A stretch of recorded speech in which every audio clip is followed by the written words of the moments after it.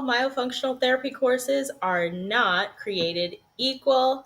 And this is going to be the highlight of what we'll talk about today. Hello, I am so happy to be here with you today. I'm Carice Laguerre. I'm your Myo best friend. And I am going to dive, like I usually do, deep into all things myofunctional therapy.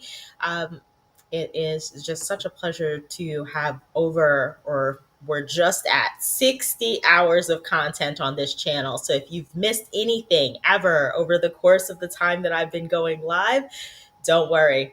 It's going to be a wonderful backlog of viewing for you to get through. If you are new here, subscribe. You don't want to miss a thing that happens. Turn on your notifications. That way you're the first to know when I do go live with brand new lectures. I talk about all things Myo. Like today is more of like the introductory, or you're at the lower end of the scale, curiosity. And then we go into really advanced topics. If you're a seasoned myofunctional therapist and you've always wondered about cranial nerves, trauma, menopause, hormones, how all of that stuff impacts myofunctional therapy, this is a channel for you. All right. We want to expand our reach because my goal is excellence in all things that we do in this field. There is no standardization in the field. There is no accreditation, and there is no regulating body. And so we are to self-govern. And if we're going to self-govern, we should do so from a place of excellence. And so we've got to expand the reach of things like this: free resources, free ability for you to be able to elevate yourself to that point of excellence. It can only make us better as a field. What we really need these days, when there's all sorts of chaos in the economy, is some place of sanity where there are no paywalls and there's just information and just us lending out a hand to help each other out. All right. So let's dive in to this week's content. This week, we're talking about those who are ready to become a myofunctional therapist. You get really excited. You're like, sorry, I'm just going to pause for 1 second. I know Roxanne says that she can't attend. It's going to be recorded, so you'll be able to have this. And hi, nice to see you. Okay, if you are interested in becoming a myofunctional therapist, there is chaos. Okay.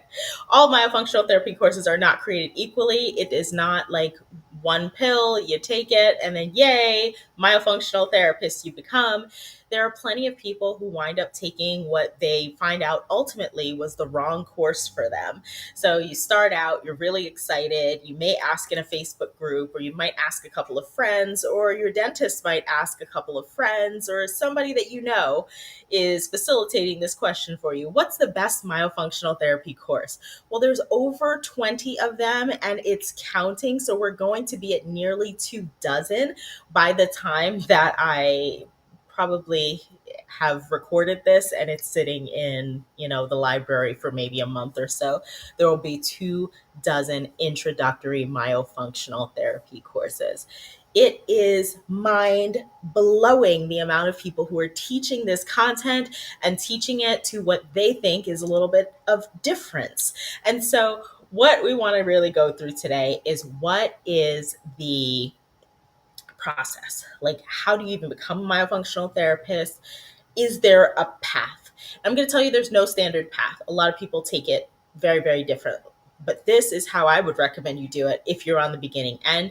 You're learning about it and you're like, ooh, this seems interesting. This seems like something I might want to get into. Don't jump right into, yes, I'm going to go take a course. Like, take a deep dive into content. Most courses are 28 hours in duration. Like, introductory courses, or what I prefer, comprehensive courses, are around 28 hours of length in content. We have nearly 60 hours of free content on YouTube, on LinkedIn, or within the Myo community on Facebook. So dive into the content. I'm not the only one with free content. I probably am the only one with the most amount of free content, but dive into all the free content that you can. Watch other webinars, listen to podcasts, read. There's lots of blog posts. There's so many people that you can talk to. I've never met a myofunctional therapist who doesn't want to talk about myofunctional therapy. We get really excited if people ask us about these things. Deep dive into the content. Understand if this world is really for you, because It's not for everyone. You have to be a specific type of person to excel in this field. It's not going to come easy. You're not going to go on Indeed and find a bunch of jobs for it. Like, you have to hustle. It is a grind. Once you know that, yes, you have the personality for it, you are ready for it, and this is all you've ever wanted to do in your life, you are my people. And at that point, I need you to then break down what exactly your specific goals are for your course that you want to take. Talk to some instructors and really like understand how you vibe with them. A lot of instructors are doing like lengthier periods of engagement. So they'll have groups or forums or text chains where you can constantly reach out to them. So if you don't like your first instructor, you're kind of stuck with them for a little while. You're going to continually, be in communication. They will outreach and so forth. Do you like them as a person? Do you like their teaching style? Do you like, their approach? What is their approach to myofunctional therapy? What are their thoughts about the field? You got to talk to somebody to catch that vibe, to ask those questions, and to deeply understand if they're going to teach the content to get you to where you have to go. There's a lot of people who will sell you a myofunctional therapy course because they think their myofunctional therapy course is for everybody. And that should inherently be wrong. That's a money grab. That's exactly what we call that, a money grab. That is not something that is supposed to be, for everyone. There, you should be catering to a specific person. Something that's for everyone is actually for no one. And so, who is it that you would like to reach? Is this person trying to reach you? Are you the ideal person to take their course, or are there possibly some better courses that might be out there for them that they should take instead? At that point, you should be able to discern and make a selection and select a course. But it's all so vague. There's so many choices. You have no idea what's out there or what you should even be looking into sometimes unless you do the deep dives. And so that's why I very much encourage that. Don't just take the word of somebody on Facebook who probably isn't excelling in the field in the way that you might want to, and is giving you their biased opinion based on having only taken one course or maybe two courses, and they don't have the length of time in the field, or they don't have the experience in the field to know what other courses might consist of, to have spoken to other instructors, to have absorbed content from others and understand what's out there. So when there's courses everywhere, it's really like that junk drawer that you have in your house with all of those cords. Everybody's got one. It's not even a full drawer in my house. It is just like a basket. My husband keeps all these cords because who knows? We might need them someday. I don't know. Maybe in the apocalypse. Who knows? But it's a mess. Every time that you try to go into that jumbled mess of stuff, it just is impossible to unwind. You get frustrated, you just throw it all back, or you throw it all away. One of the two. And I think a lot of people get stuck there. And so, what I want to do today is I want to peek behind the curtains, and I want you to understand what should be in a myofunctional therapy course, what's really in a good one, what's in a great one, and what's in those courses that are actually more on the exceptional level, and fill a gap and fill a void, because there's not enough people taking you behind the curtains of a course. It's more like selling a course just for the sake of selling a course, and not necessarily aiming to provide you with your best options. Okay. So, what do I mean when I say the good, the great, and the gap? We're going to keep going over these three. I think this was really good, and I appreciated this for the title of this specific lecture because it fits just so beautifully. Good courses are absolute bare minimum. Like, this is the standard. You need to learn this information and you need to absorb this as your absolute bare minimum standards in order to be a good therapist. Now, why do I have therapist in quotations for good? Because most good courses might teach you a cookie cutter method. Cookie cutter methods are wonderful when you don't have any other choice, or if you're trying to fill a void and like meet a gap, but not the gap, meet a gap for where there is not enough access to care. If you're in a low income, high Medicaid, high, uninsured, poverty-stricken area, and you know that they need myofunctional therapy, you can cut so many corners by having a cookie cutter program. And so, yay, that's wonderful. But being cookie cutter doesn't enable you to call yourself and consider yourself a therapist in any way, shape, or form. In being a therapist, you have to be able to actually produce therapeutic outcomes based on the presentation that is given to you. If I was a traditional, what we think of as a therapist, or I'm a psychologist in other terms, and everybody that comes to me, I say they are depressed. Every single person, doesn't matter, because that's what I was taught. It's all depression, doesn't matter. I'm not actually treating the person for where they're coming from. I'm not looking at their perspectives, at their experiences, and then shaping my opinions or my diagnosis around a multitude of options and then proceeding as such. I'm just, it's all depression. So here's your script. See you next week, yada, yada, yada. It's not therapeutic. It doesn't sound therapeutic at all when I say that in that way, right? When we make that comparison. And you wouldn't think that for myofunctional therapy either, or you should not if you do. If you don't know how to do dynamic, individualized, personalized treatment plans for myofunctional therapy, you're doing a great disservice to your patients, and you're really just, an exercise distributor. You're not necessarily a therapist because you don't have the wealth of knowledge in order to produce therapeutic outcomes based on the presentation of the person in front of you. It's more cookie cutter. So good courses are going to get you there. Absolute bare minimum. If you are cookie cutter and you're in like a low income and you're trying to meet the access for care and you want to do it public health style, I love it. I'm all for it. Absolute bare minimum. And you're going to help people on a grander scale because you're going to provide them with something that is significantly, abbreviated and as streamlined as possible. Will it meet all of their needs? Might it help everybody with everything? 100% no, but it's going to get them a little bit better, which is always better than no care at all. So pro access to care. The great courses are above average. So there's a lot of good courses and very few great courses and even fewer gap courses. Okay.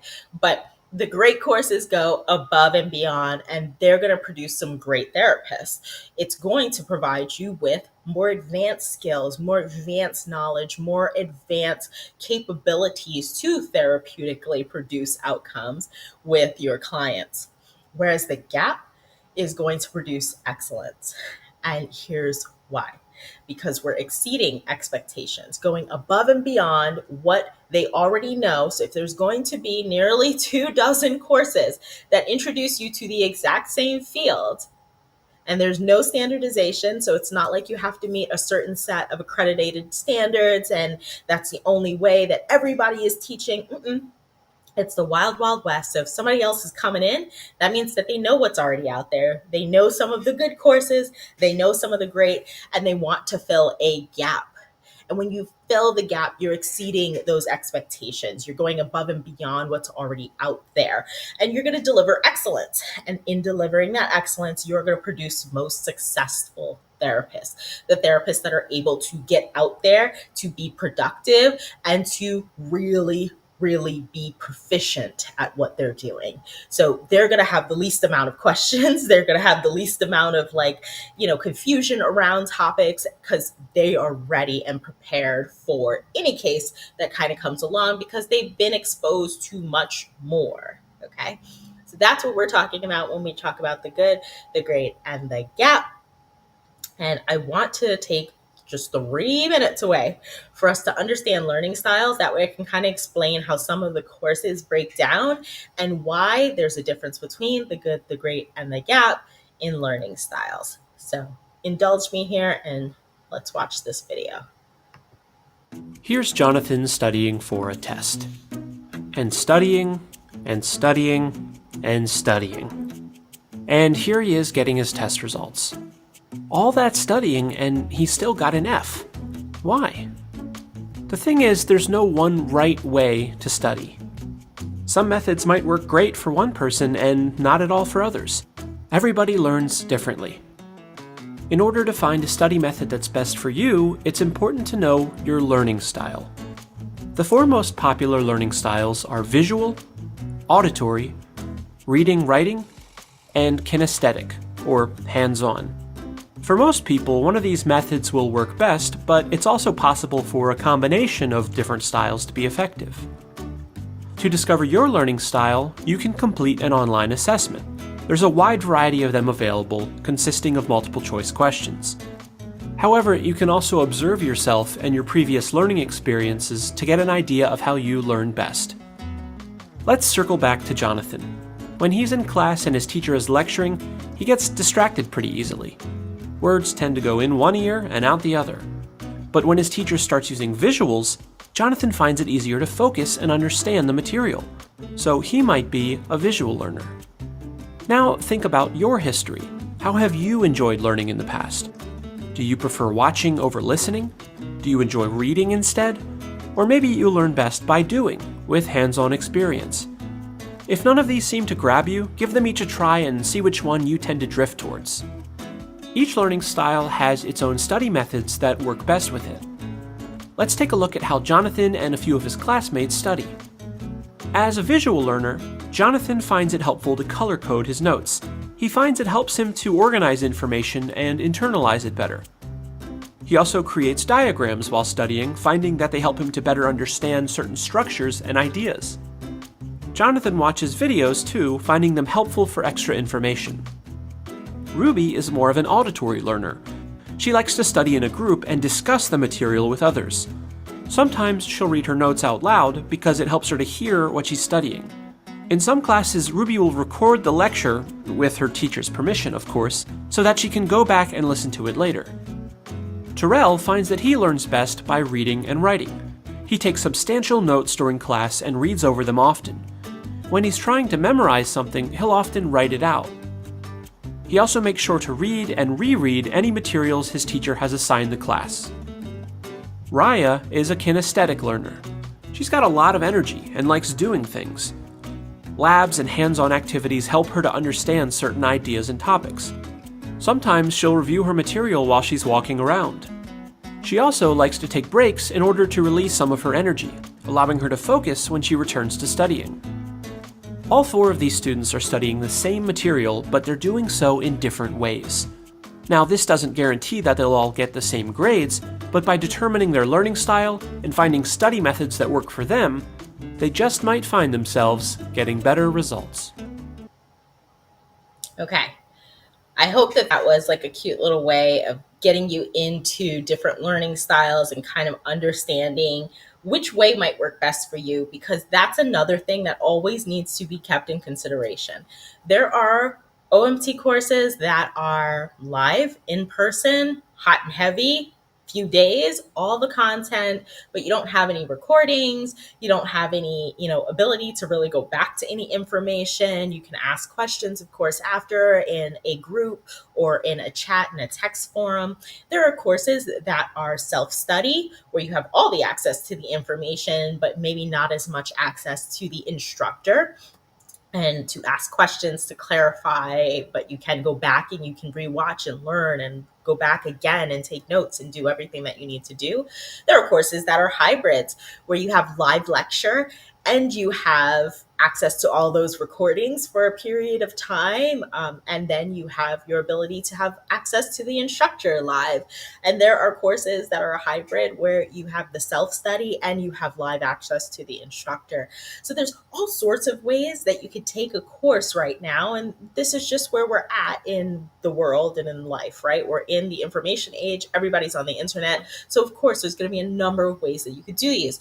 And great courses are going to have that auditory, good courses, I'm sorry, are going to have that auditory and visual component, because you're going to be able to hear and watch and learn, right? You're going to be able to absorb that information. Great courses are going to give you more access to that, where you would have maybe extended time frames or unlimited time frames with the content that you can go back to again and again and again.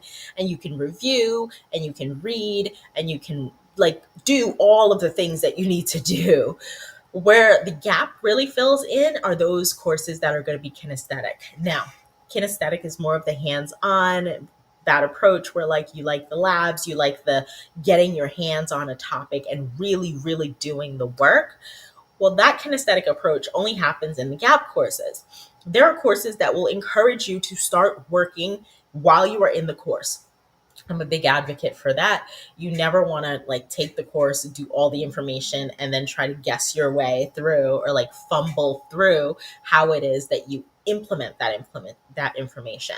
Everybody who becomes a myofunctional therapist, most people who become a myofunctional therapist are licensed professionals.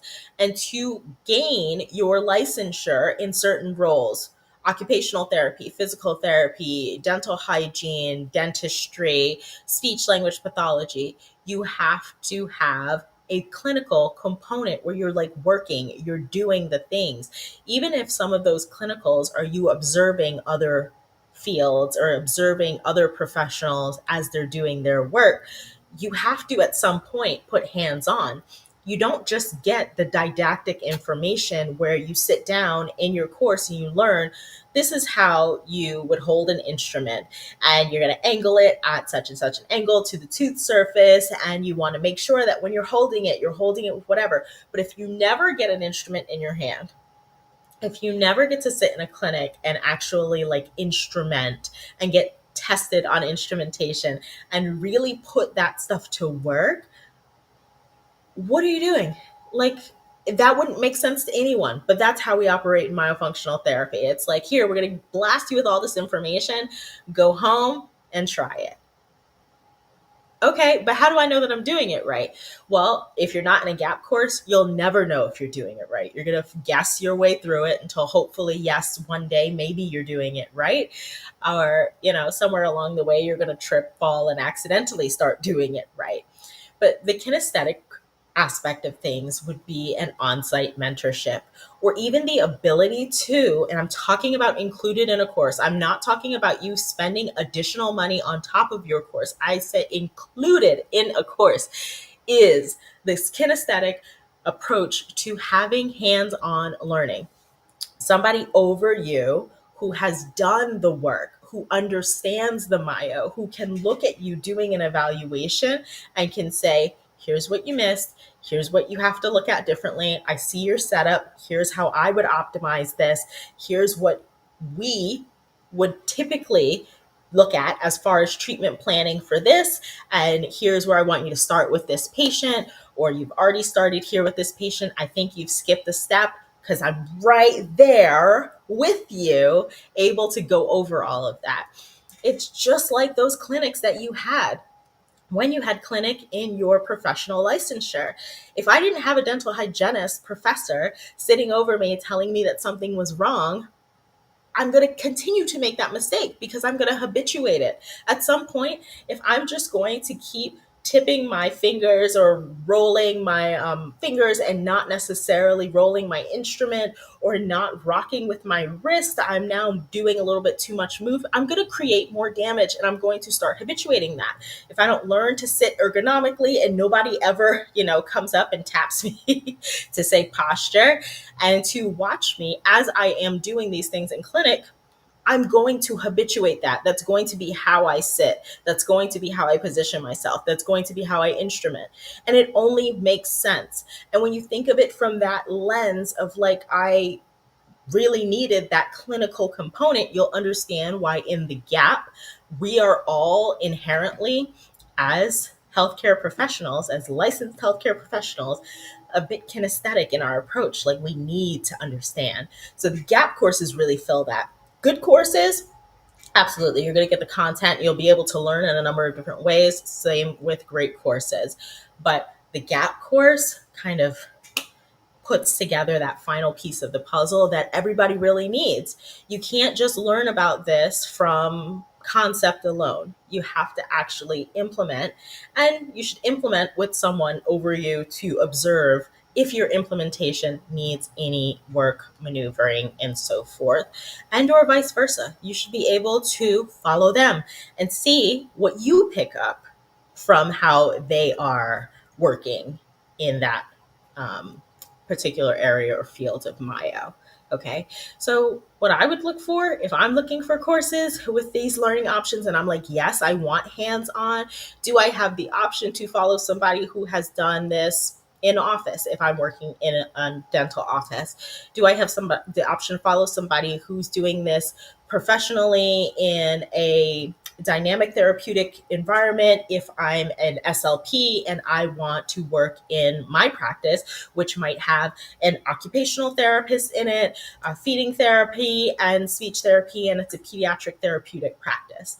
And I want to know, can I follow somebody who's done it like that? Like how does this work? Or will they come to observe me and let me know how I can establish this in my workflow? These are things that you have to think about when it comes to these learning options and learning styles. Okay. All right. So let's talk about content. What should every course cover? These are good. Okay. So that's why it's every. Every course should cover, at the bare minimum, the history of myofunctional therapy. How did it come about? Why is it that I like to call it myofunctional therapy instead of this orofacial myology thing that was brought up only in the late 1950s, early 1960s, whereas the origination of myofunctional therapy and that term come from at least 40 years prior? History of myofunctional therapy. It's a fabulous and interesting study. It's always interesting when you have somebody who's a thought leader who's trying to change the way people are really viewing what's going on within the lens of a particular profession, how that shifts a lot of things for everyone, and why it left dentistry in its early originations and moved into including other professionals because it wasn't accepted and because there was a shift in dentistry where we started to focus on the wrong thing. And then now we have a lot of collaborating providers, which is fabulous. It can only help, it can only be beneficial. But the history of myofunctional therapy is bare minimum. You need to understand where it comes from, and that's dentistry.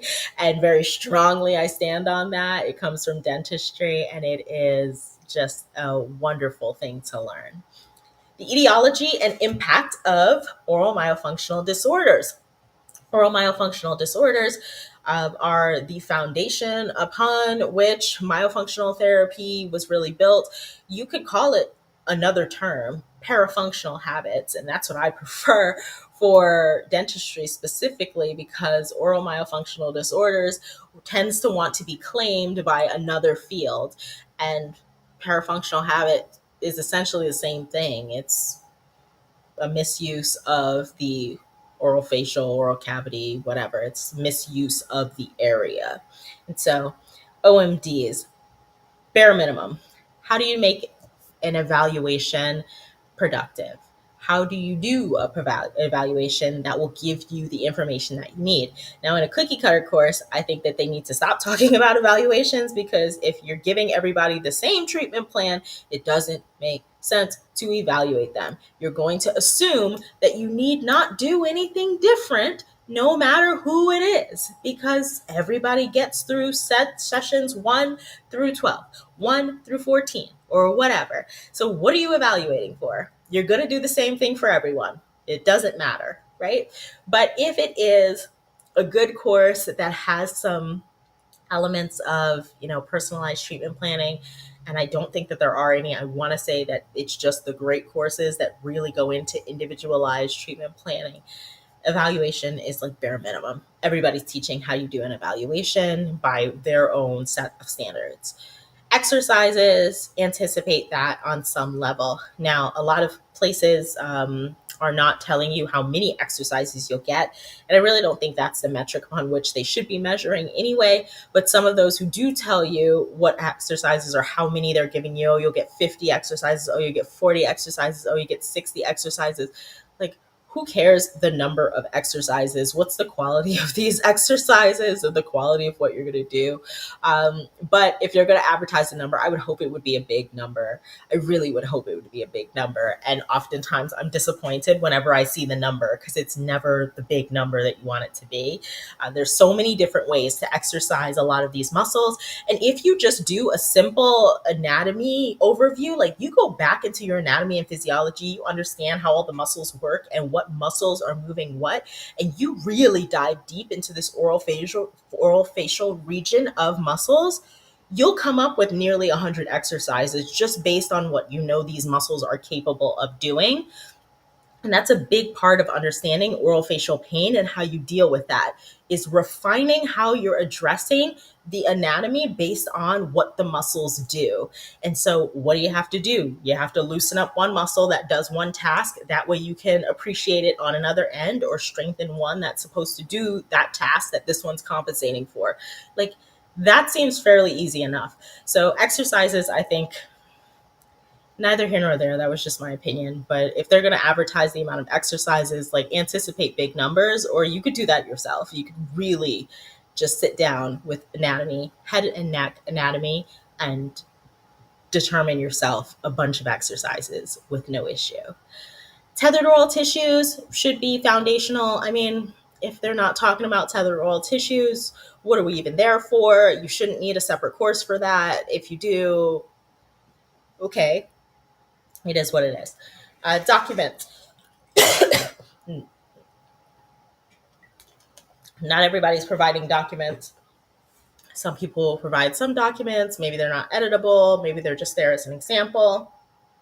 You should have some form of documents, and what you should use for, like, registration, intake, evaluation, and so forth.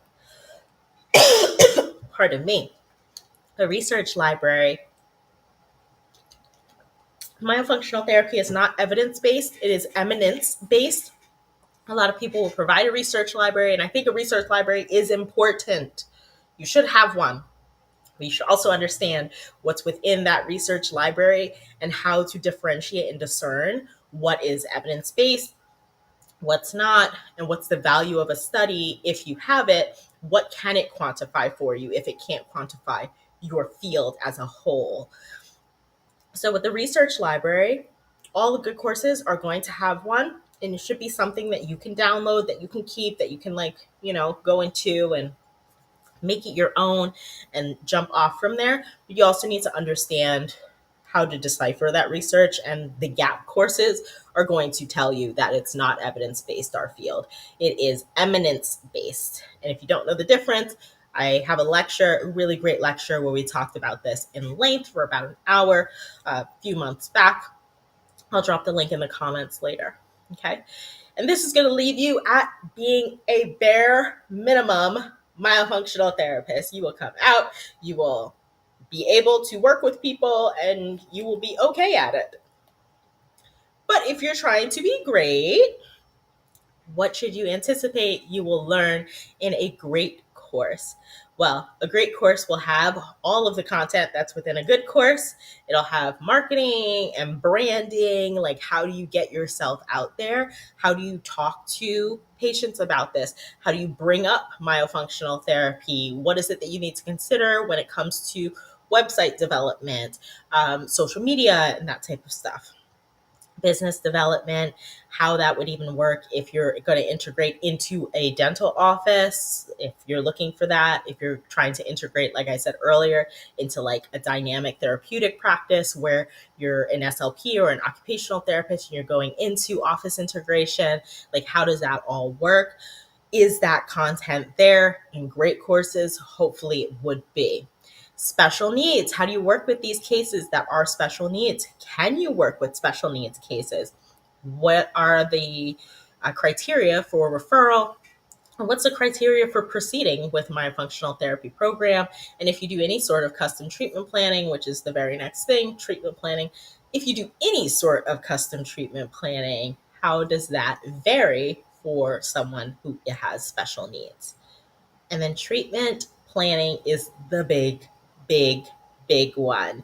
You need to understand how to do personalized treatment planning, how to really sequence your program based on what you're seeing.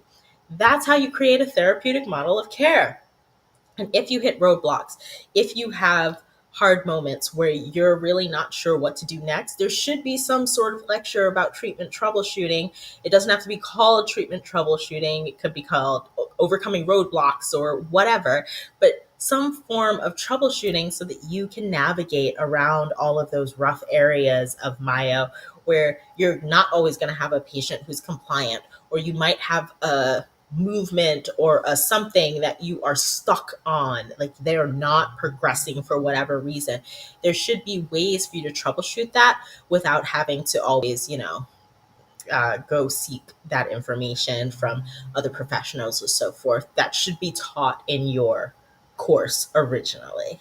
So the great courses are going to have a bigger chunk of information and knowledge that is going to go beyond just the basics and help you to be above average. And I really like this quote that being simply better than average is not good enough. You have to be head and shoulders above the crowd. You have to really stand out to win a minus sum game. And in a lot of ways, myofunctional therapy can be a minus sum game. Okay. There's so much to do. It is a hustle. It is a real, true hustle. And if you've like really haven't thought about whether or not this is for you, you've got a lot more content to dig deep into to understand if you want this life. Okay. I love what I do. I love it. I'm very, very passionate about this. My whole life and world revolves around myofunctional therapy. But in order to, really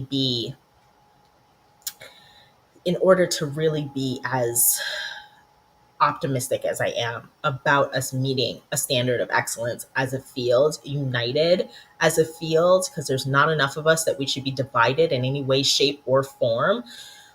Once myofunctional therapy is a household name, sure, start the divisions, start the wars, because then the people who have that scarcity mindset are going to come out and be very, very forward with how scared they are.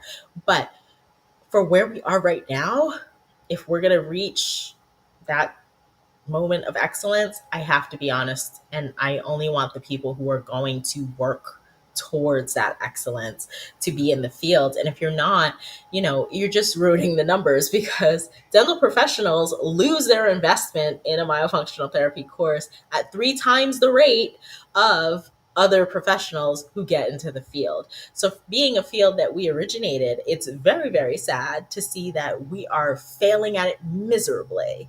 And it's only because most people go into it with not enough information. And it's because most people are selling courses just to sell courses, because they're courses for everyone. And they're not actually trying to help people in a way that meets the gap. Okay. So, what are we going to expect in these gap courses? What does a gap course cover and go over? Everything that you would have seen in the good, and everything or most of the things that you would see in the great courses. So all those things that we've listed before. But then it would go a little deeper into like orthodontics and appliances. How do we work with ortho? When doesn't it work with ortho? What are our rules around that? I have a great lecture about that as well in this YouTube channel. Like, be sure to go backwards and look for these things. These are very, very, very important things that are foundational that you should know. And if you didn't get that in your first course, there are ways to fill that gap with resources and communities such as this one. But you have to know how to work with appliances. You have to know when to start recommending appliances, when you should work with someone versus when they need an appliance first. If you're not getting that information, what is the point? Because a lot of what we do has a lot to do with how they present. And if you're unable to determine based on their presentation what's the next step for them, or what could likely be the next step, we've got a big red flag problem. And it's so, so pervasive through the field. Dental sleep medicine, we don't talk about enough as myofunctional therapists or as a field. I think dental sleep medicine gets very dismissed with myo. And likewise, I think dental sleep medicine does dismiss myofunctional therapy. There are many, many aspects of that, with big name organizations having people on stages saying that, it's all nonsense or whatever. I think it's time for us to collaborate, because it only makes sense to collaborate. So I've been working very, very hard on dental sleep medicine and really permeating the field any way that I can to help those people who are really, really lost on how we would collaborate together. It's important. The way these oral appliances impact the oral soft tissues that surround them. Everybody always thinks about, oh, the shift in the teeth, it's going to impact your occlusion.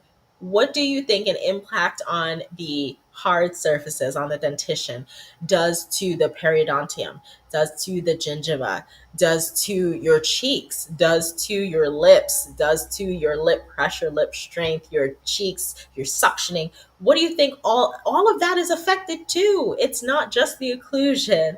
And so if we're going to create long-term stability, if we're going to create optimal outcomes, we can't think of ourselves as opposing. We're not in a war. We are not opposing each other. Myofunctional therapy is only going to help dental sleep medicine, and dental sleep medicine is only going to help myofunctional therapy. So if you're not being taught that, you definitely have not been in a gap course, and it's a big disservice because there's a lot more dentists that are practicing dental sleep medicine than there are those that are practicing airway. And so you're missing a big pool of people to collaborate with if you don't know how to work with them. Period. Aesthetics. There's a lot we could do. I'll tell you that there is nothing more famous than face yoga. Everybody's talking about face yoga. Face yoga is like super watered down myofunctional therapy. Like, water it down as much as you can, and you've got face yoga. It's aesthetic focused. People care about aesthetics. There's enough people injecting Botox into their face to tell you that. There's a lot of fillers. There's a lot of like things you could work with that are going to, plump, reshape, or eliminate wrinkles, loose skin, sagginess, and whatever. But we can do a lot with myofunctional therapy. And so you want to get that in your gap. You want to get cosmetic cases. And how do you work with people that are not where you want them to be, or not where they want to be aesthetically? How do you get them to where you want them to be aesthetically? TMD and oral facial pain. This should go without saying, and you would think that this would come up in like the good, like all courses should talk about TMD. And to an extent, they do. Like, they'll touch on it. Even some of the great courses will touch on it. But I think that what we're missing in the gap courses is a real big dive into oral facial pain and the ability that we have to really impact some of the muscular causes, because a lot of the oral facial pain specialists are doing our job for us as myofunctional therapists, because we seem to think that just, oh, our myofunctional therapy program will help with that. How? There's like few people who can answer that question. How? There's not enough anatomy taught to understand the dynamic complexity between oral facial pain and how it arises and how we actually deal with it with dynamic treatment planning. So you want that. You want a more dynamic outcome for your patients. You're going to have more dynamic training and education. Mini Myo, if you find a course that's got a mini Myo, like they tell you how to work with children that are below the age of 5, maybe above 2, 2.5, or 3, that is fabulous, because there's not enough people talking about that. And that's actually going to be a topic that comes up in the near future. I'll do a whole lecture about that and like how it really works and what our ideals are when we're doing that. But mini Myo is a big thing that you want to see in a gap course. Abbreviated Myo, how do you break it down? How do you do a shorter program? If you're going to do personalized treatment planning to some extent, I think you know how to do an abbreviated program. But if you are doing abbreviated Myo as like its own section, its own lecture, its own portion of a course, that fills a large gap for even access to care for people who are trying to do a more personalized approach to, standardized treatments or care. And then hands-on mentorship, just like we talked about, that kinesthetic approach to learning and that learning style. You have to be able to get that. You're not in a gap course if you don't have mentorship. And so far, I only know of one, nearly 2 dozen courses, and I still have only heard of one that offers hands-on mentorship included in the cost of the course. Not, oh, if you pay this extra fee, you can come to my office. Or, oh, if you pay for my flight and lodging, I will come to you. Like, I've seen that a lot, but included in the cost of the course, that's a game changer. That is a gap course that fills a gap unlike no other. And that is how you will be able to distinguish yourself outside of everybody else and really make yourself stand out as a one of one. And that's what we want. That's what we want. We want to stand out. And so it's only with a solid foundation upon which we can build and become better and better and better. And the more you seek out from your first course, so if you start out with a gap course, you're already miles above people who've only taken a good course. You're miles ahead of them. You want to build a foundation upon which you can get better and better and better over the years without having to play catch up to those who made the best decision for them earlier. So really, really, really take some time if you haven't picked a course yet and you're like, oh, I'm trying to figure out what course I should do. If you really take some time to dive deep into what's out there, what you want, how you anticipate or how you see yourself as a provider, and go for the best possible option you can. Okay. And there's some ways to help. I did create a custom chat GPT AI system where you can go in and you can tell it about yourself, you can ask your own questions, and you can really discover if myofunctional therapy is for you or which kind of approach you should take. It's really geared towards dentistry or dental professionals because that's my wheelhouse of knowledge. So that'll be in the comments below. That way you can find that. But Myo Wayfinder AI is, it's next level. There's a lot of work that went into that. So I'm very, very proud of that. But that'll be in the description below this or in the comments if you're on LinkedIn or Facebook. And outside of that, let's just chat. I want to take a second to just say that you should go back to this video as well. Certification. I didn't talk about the courses and how it leads to certification because I've already had a whole lecture about certification before. And so I think just go back to that and you'll understand where I stand, where I think most people should stand, when certification is right for you, when it's not right for you, is it necessary, all of that. We go deep into all of that. But I want to end the same way that I ended with the certification course lecture, with the certification lecture, I'm sorry, is that if you were not told today, or you did not feel it deep in your soul as of yet, I want to remind you that you are capable of getting everything you want out of this field. You are worthy of getting a course that's going to get you there, and you deserve to meet the standards of excellence that is going to change and absolutely transform your entire community. You are capable, worthy, and deserving of it all. Accept no less for yourself, okay? Because you can do that. I just got a question, so what I'm going to do is I'm going to move this little banner from our chat. I'm going to pop this question up here. Have you heard of Lois Laney's restorative breathing? Yeah. Yes, I have heard of Lois Laney's restorative breathing. I'm obsessed with Lois Laney. I love her to pieces. She was very instrumental in my journey. I did do a live stream on my journey. And so I'll tell you really quickly, Krista, that I took a 4-day live in-person myofunctional therapy course years ago. And then the next weekend, I did Lois Laney's level 1 and level 2 restorative breathing. And then the next weekend, I did voice gym. All three of these things claim to get you the exact same outcomes: nasal breathing, proper oral resting posture, like fabulousness. Okay. But they have different ways of getting there. And so from my very beginning, I've always been doing Lois's stuff, voice gym, Myo. It's always been all together. If you can do Lois Laney's restorative breathing, please do. 100%. I would recommend that above and beyond. there are courses that teach and instruct some myomodalities, is what that would be called, where it instructs on, it's not restorative breathing, but concepts very similar with cranial nerve integration and how it is that you would put all of that into a myofunctional therapy program, and how all of that would help you really build the best outcomes for your patients.